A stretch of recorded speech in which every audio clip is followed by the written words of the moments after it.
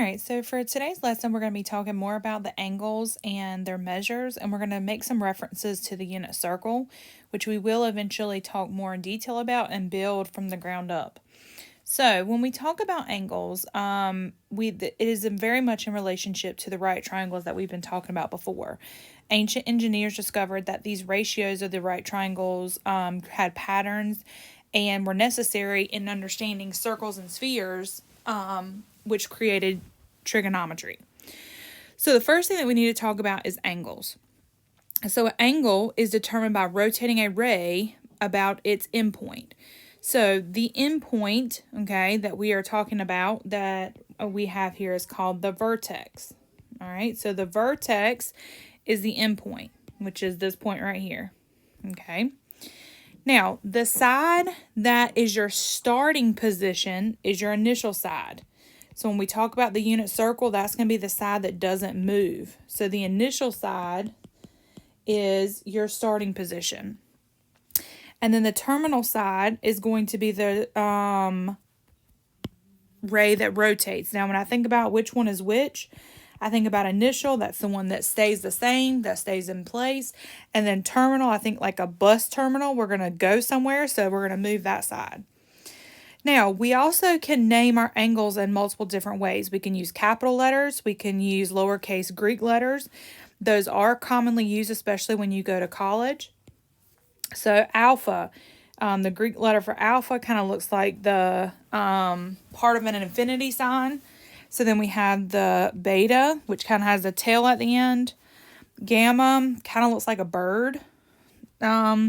And theta is the circle with the slash through it. You'll probably see theta more than anything in our class, but you could see all of them.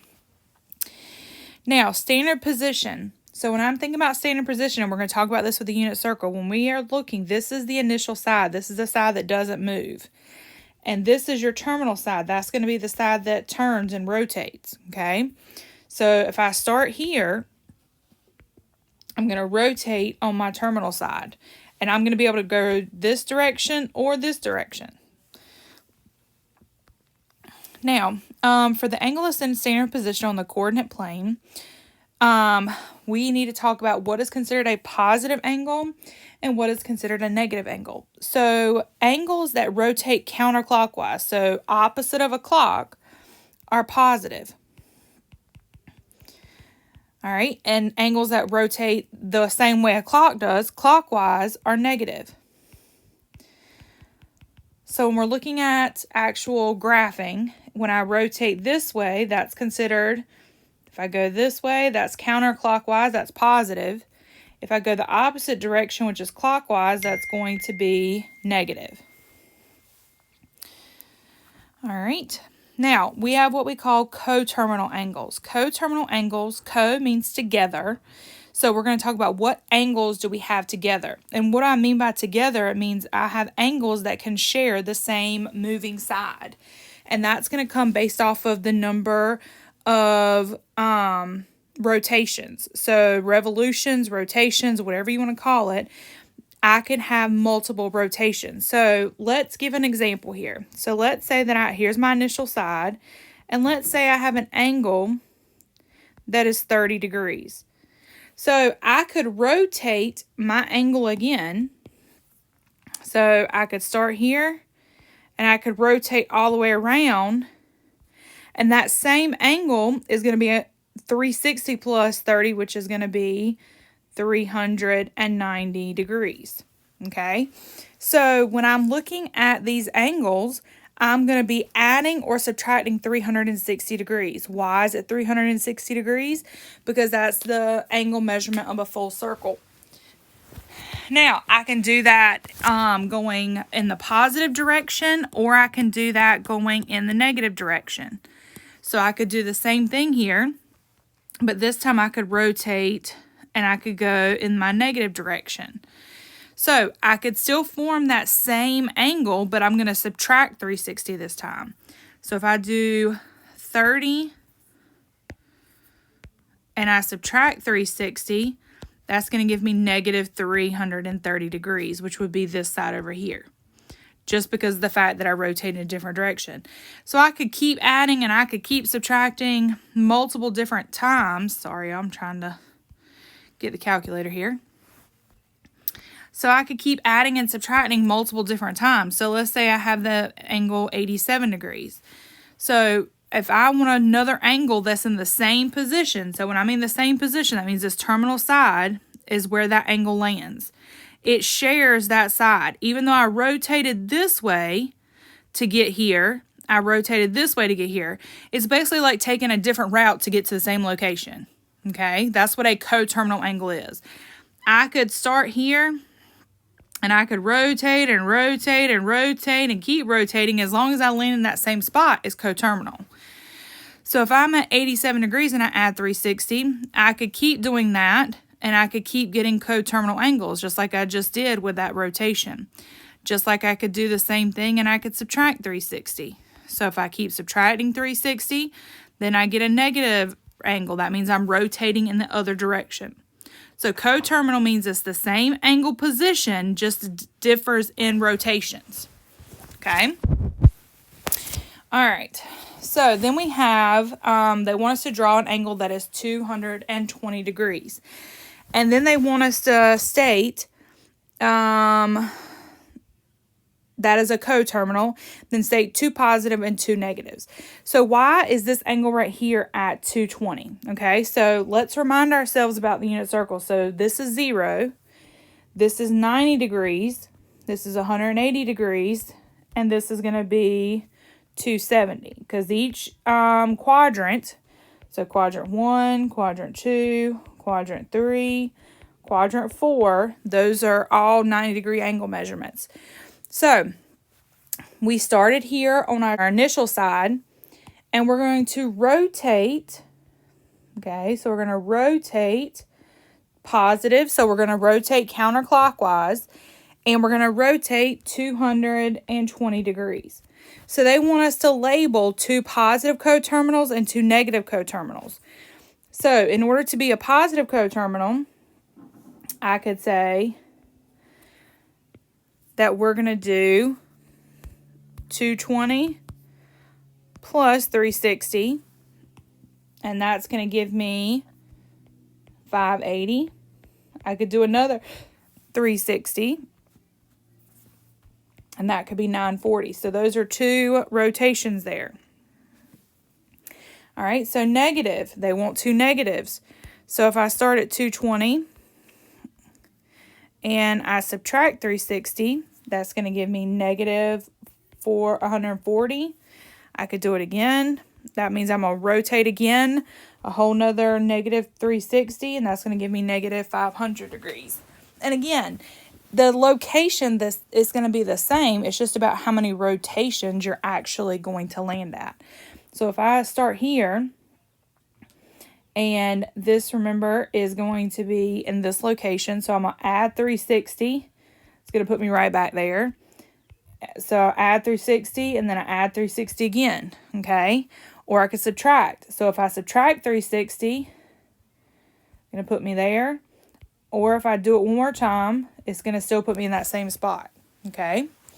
So then we have what we call a reference angle. So a reference angle, so every angle that we talk about is going to reference to a degrees between 0 and 90. So let me say that again.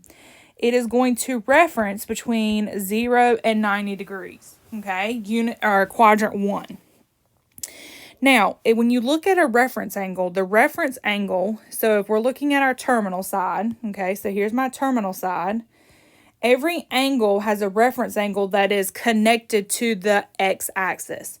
So here's this angle that we made initially, okay? The reference angle is the angle that's left over that connects to the x-axis. That is going to be some value that is between 0 and 90 degrees. Same thing here. So I have this angle right here that was made. All right. So we have this angle that was made initially. And then the reference angle is how much angle would connect it back to the x-axis. All right, so now there are rules that you can go by. So if I give you an angle theta, okay, so remember theta means the angle measurement, and it's in quadrant 1, then you're just going to go with that angle because that's the angle that's connecting to the x-axis. So if I'm trying to find this reference angle, this one's going to be 180 minus theta because it's 180 degrees because it's flat minus theta, and that's going to give me what's left over. If it's in quadrant 3, then it's going to be theta minus 180. Why? Because in quadrant 3, we've gone over 180, so we want to go back and hit that x-axis. And then quadrant 4 is going to be 360 minus theta. Okay? So every angle has a reference angle. Okay? So we're going to draw, and we're going to draw the angle, and then we're going to state the reference angle for the next examples here. So 150. So 150, remember, we have 0, 90, 180, 270. So 150 is going to fall in, I'm going to make this a little bit bigger. So we have our initial side, and 150 is going to fall in quadrant 2. So this is going to be rotating 150 degrees counterclockwise to make it positive. Now, the reference angle is this angle that's left over right here, okay? That is my reference angle. That reference angle, we need to find that. So we're in quadrant 2, so we're going to do 180 minus 150. So my reference angle here is 30 degrees. All right, so we have 315. So 315, we have our initial side, and 315 is going to wind up in quadrant 4. Okay, so when I look at this, we're going to be rotating counterclockwise because it's positive. So that's 315 there. My reference angle is this piece, this angle that's going to be connected to the x-axis, that angle that's left over that needs to connect to the x-axis right here. So there's my reference angle. So in order to find that one, we're going to do 360 minus 315. And that's going to leave me left over with 45 degrees. So my reference angle here is 45. Now the next one's a little bit different because we have a negative rotation. So if we're doing a negative rotation, remember this is going to be negative 90, negative 180, negative 270, and then negative 360, okay? So if I rotate that, we're going to rotate, and it's going to land in quadrant 3. So this is going to be negative 120 degrees. So we're trying to find this angle measurement right here. All right. So here's the thing about this one, though. I recommend you always should turn it into positive. And my coterminal angle is going to be 240. Okay. So 240, now I can find my reference angle. All right. So my reference angle here is going to be 60. When we talk about reference angles, we need to make sure that we talk about reference angles in a positive nature. Even though that rotation is still doing a counterclockwise or clockwise rotation, reference angles, remember, reference angles are referencing what angle, if it were graphed, and what relation it has to quadrant 1. So quadrant 1 is going to represent those positive angles. So we are going, reference angles, again, are your positive angles, okay? So we're going to be a reference angle of 60 degrees. All right, so for the next one, I have my initial side, and I'm going to be rotating into quadrant 2. All right, and I have a rotation that is positive of 140 degrees. So my reference angle is this angle that would connect back from the terminal side to the x-axis. All right, so this is my reference angle here. Remember, it's in quadrant 2. So we're going to do 180 minus 140. And that's going to give me a reference angle of 40 degrees. talk earlier about radians and we're going to be talking about radians and central angles. So when we talk about a unit circle, the reason that radians came about is another way to measure. So you're going to be measuring, another way to measure angles in a circle is using its radius. And that radius is like a measuring tool, okay? So radians have no units. They're just, you take the radius and you are converting it in length of the radius and you're going to measure it around the circle. So one complete circular revolution is 2 pi. And 1 radian is approximately 57.958 degrees, to kind of keep your mindset of how much 1 radian is. All right, so the definition of radian is based on the concept, again, of the unit circle, and it has a radius of 1 unit, which is why we call it the unit circle. The center is at the origin 0, 0. And we're going to be doing a bunch of information based off the length of the arc. So we're going to measure 1 radius. Okay, so if you were to stretch that out and you were to make it 1 long full length, that would measure 1 radius. All right, so just keep that in mind. Now, when we talk about the central angle of a unit circle, now the vertex is going to be your center of your circle. 1 radian is the measure of the central angle that intercepts the arc. The circumference of any circle is 2 pi, where r represents the radius. So the circumference of a unit circle, where the radius is 1, is 2 pi units. Okay. Now, if we change the radius, then of course the circumference will change. So an angle representing 1 complete revolution of the unit circle measures 2 pi radians. All right, so the circumference of a circle is 2 pi r. Okay, that is my formula. Sorry, I forgot the r earlier.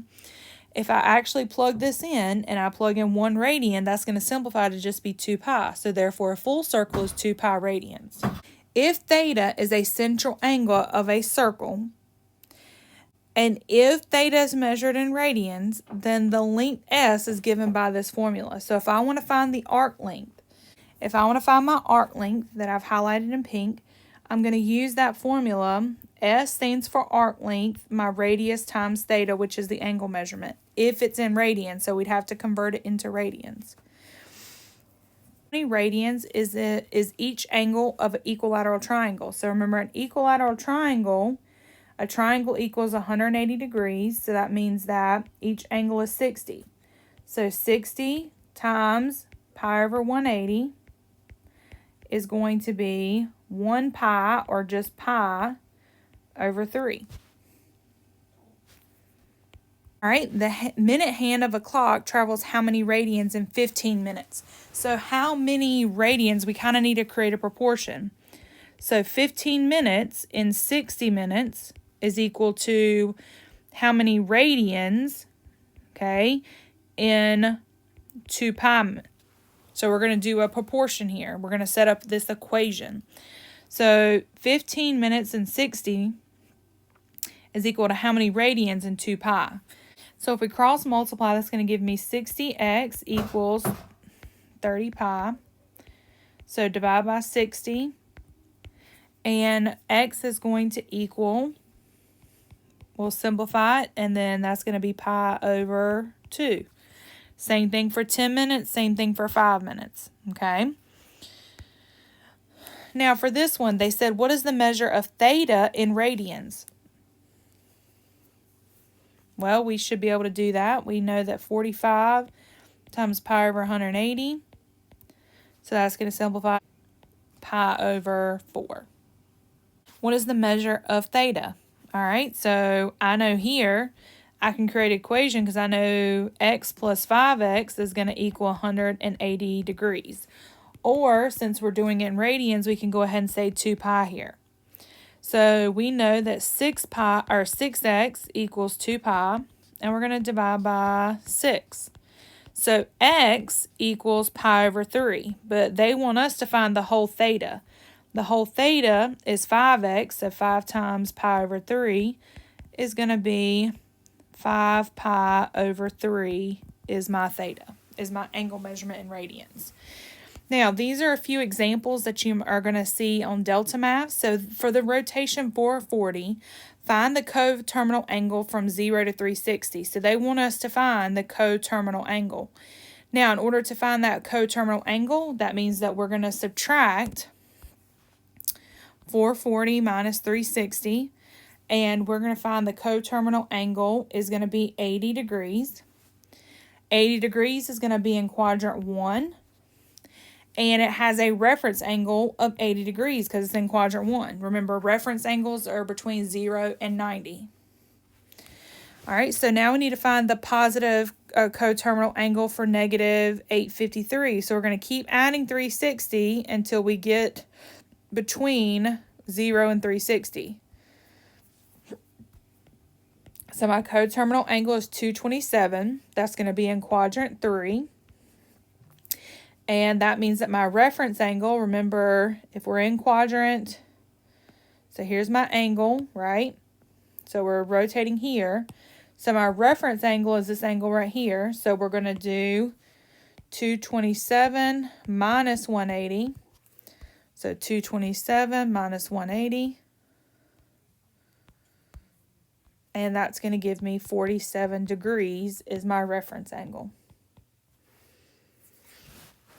All right, so I know I've asked you about a lot of different pieces for coterminal and for arc length and all that. Again, we're going to get into a lot more further on, but we're just trying to piece all of this information together that was from Math 2 and Math 3 before we get too far into pre-cal.